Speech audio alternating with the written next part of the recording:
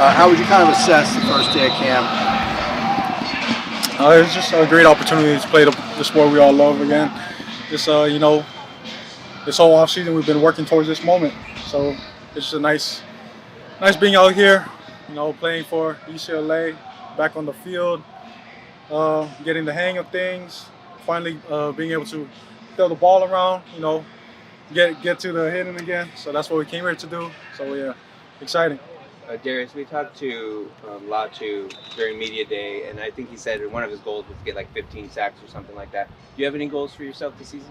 Yeah. So one of my major goals is to get the ball back, meaning create turnovers for my team, because that's one thing that I know that the NFL is looking for. They want guys that are playmakers, that want to give the ball back to the offense. So get some picks, get some turnover, some forced fumbles. Jump on balls that are on the ground, fumble recoveries, things like that. And that's something that I want to implement into my game.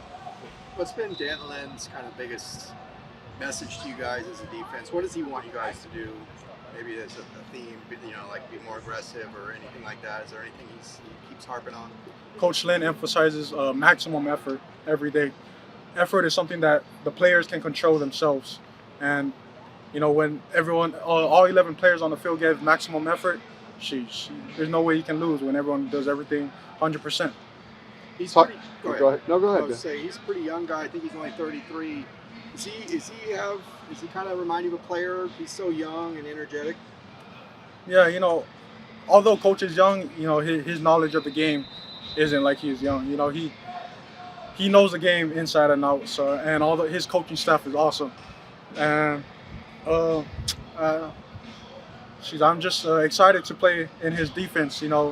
Same thing from last year. He brings in new terminology, things like that. But we're excited just to hop on board with him.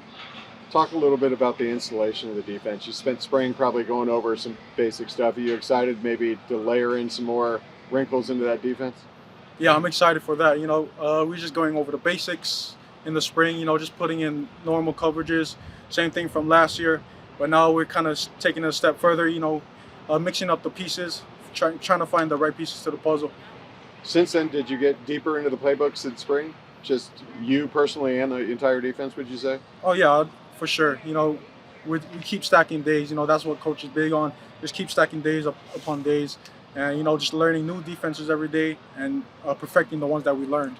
How are you physically? You look a little bit bigger, a little leaner, maybe. I feel great. So Coach KB been working with us this offseason, getting us all right. It's not just me, but with all my teammates as well. I feel like we emphasize conditioning. We're gonna be the best conditioned team out there in the Pac-12 this season. So that's something he really put an emphasis on. And yeah, like you said, I feel great running out there today. How do you go about doing that? Really just a lot of running. We did a lot of conditioning this past season, or this off season. The guys hated it, but it's something that we had to get done for the greater good of our team. Did you notice a step up going up to Power 5 level for basically every game last year from what you were doing previously? And how do you think you're better adjusted to that at this point, if so? At the end of the day, I think football is football. It's great to compete against guys everywhere I go. So coming out here is just a great opportunity for me to showcase my skills and talents in a Power 5 level. So I don't really look towards like a better competition, things like that. I'm just happy to be out here. Growing up in Hawaii, I'm assuming you were a college football fan. I'm sure you followed Hawaii, but did you follow the Pac-12 too, or what did you follow? Did you follow college football? Or? Honestly, I didn't really know much about the Pac-12 growing up. The only college football team that I knew was the University of Hawaii. Growing up on the Rock, you really just support your team, your home team, and that's exactly what I did. So I was a UH fan up until I got to college, and since I got here. Over the summer as a linebacker coach, is there anything specific you guys particularly harped on as you guys were getting ready to open camp? Something that Coach Norton always put an emphasis on is, just being in command of our information. Being a linebacker, being the Mike backer of a defense is similar to being like a quarterback of the offense. We kind of lead everything putting the line in the right position and making sure everyone's on the same page, running the same coverages, things like that. So just being able to, think just like that before the play is snapped, getting your pre-snap reads, knowing your assignment and what also all your teammates' assignments are, just in case they don't know their assignments. So you're able to pick up on that and tell them their assignment. Do you feel better at that now than you did last season? Have you seen an improvement in yourself in that kind of pre-snap read, would you say, and reaction? Yeah, I feel like just overall my instincts, my pre-snap reads, my post-snap reads, things like that, everything has just sharpened, heightened since this past offseason. Just being in the film room with Coach Norton, learning this new defense with Coach Lynn. I feel like everything is just set up for me to succeed. So, and I'm really taking advantage of that. How new is it? Just not terminology. How new is the defense? How different is it? It's pretty much the same thing, but the only difference is, what coaches say. Like you said, the terminology is always different in every defense. One coach may say one thing, but another coach may say another thing, but it means the same exact thing. So just being able to interpret different terms and make sense of it is really the hard part. You mentioned extra conditioning you guys have been doing. What does that look like? What did that entail? Oh, yeah. So these conditionings that Coach got us set up for, it's called 300-yard shuttles.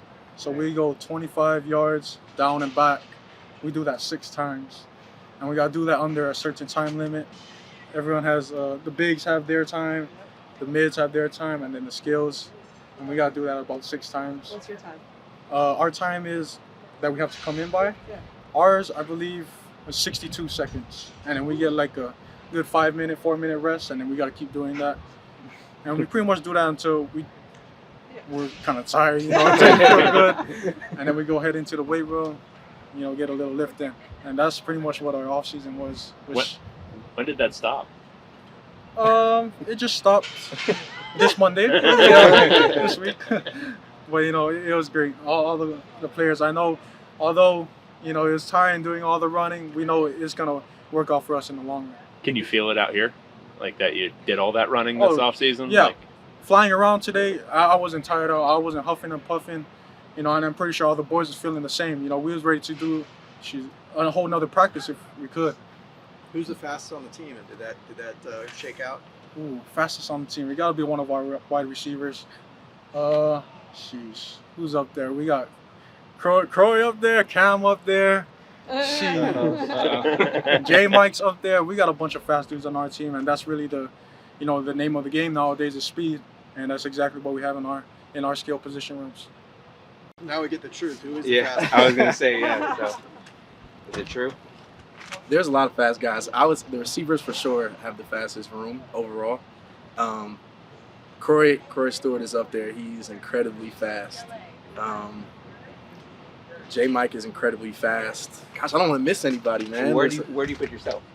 Oh, I put myself top 4 up there. Okay. It's gonna be close. Everybody thinks that they're the fastest guy, so I can go a lot of ways if you ask a bunch of different people. How did this conditioning help you guys? I mean, did you feel it today that you were in better shape as a result of that?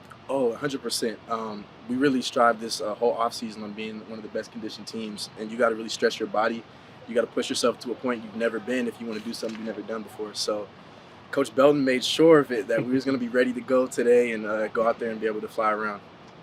When you've got so many guys in that receiver room, how do you balance being competitive with each other, but also being supportive, being teammates, and all that kind of stuff? I love it. It's easy because everybody brings something different to the table. So you may have a guy that may not be able to run as fast, but he has really great body control. So everybody kind of bounces off each other and looks like, okay, he does this good, this good. What do you do? What type of training do you outside of here to be able to cut like that? So everybody picks up off each other. So it's exciting. What does the development of Dante Moore look like just from spring to kind of maybe where he's at now? Night and day. He's one of those guys who's just crazy, naturally talented, but also puts in the work.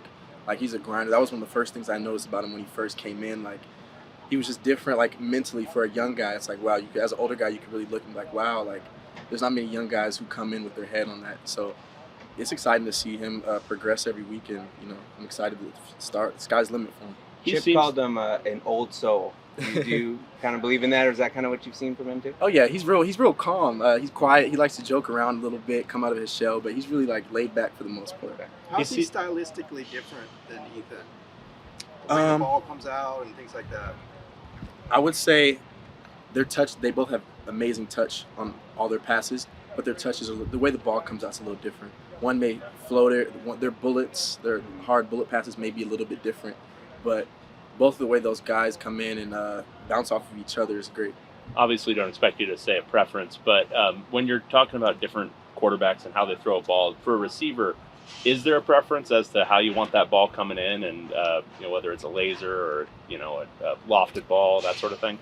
Honestly, as a receiver, our job is to catch it. So whatever that's our job. At the end of the day, if it comes out fast, we got to catch it. That's our job. So we're just focused on doing that part. You can say a preference if you want. We really don't matter. Receivers, we're just like, as long as the ball comes, we're happy. There you Yeah. Does it feel like it's going to be, a tight battle that goes down to maybe, the end of training camp?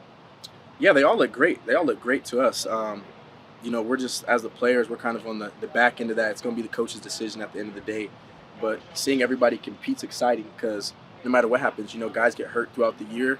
So whatever happens, nobody's even worried. I'm not going to miss a beat. When it comes, DTR was here for so long, and he with you a couple years. Like, Uh-huh. is it a little different to have him not here? It's a little bit different. He has one of those personalities. He's super outgoing and stuff. But all the guys who have been here so far and came in early, like we've been training all off season together and stuff. So everybody's really close now, and we've kind of got used to the guys that are here right now. when it comes to Ethan, obviously a lot was made of his knowledge of the offense. Mhm. But is there anything you've noticed where he's particularly improved dramatically, maybe from last year to where he is right now? Oh yeah, he's a lot more vocal. He's always been a leader, but he just stepped up that game aspect, really like running stuff, like acting like he's been here. He has been here, but really just taking control. That's the biggest thing I've really noticed from him. So growing up in Texas, did you ever catch Pac-12 games, or were you mostly focused on like? I caught a couple, but it was hard though, because over there you're barely awake. The Yeah. game is on. It's tough, Yeah. but I caught a couple. Okay. Any thoughts on sort of what this being you guys' last year in this conference and what's Really, right now we're just focused on coming out here every day. We're not even really thinking about Yeah. that. Just coming out here, getting better every day, and leading up to game one. That's really it.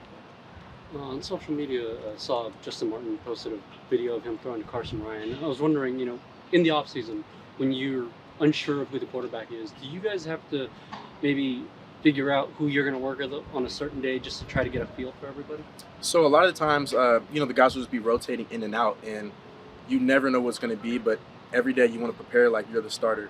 So that's everybody. So you never know what can happen in the game throughout the whole season. So everybody needs to be prepared. Everybody needs to be on the same level, have the same mindset, and really know what the other guy's thinking out there. So it's not like, we're going to do 1,000,000 reps with just this guy. No, everybody's going with everybody, so we're all well prepared.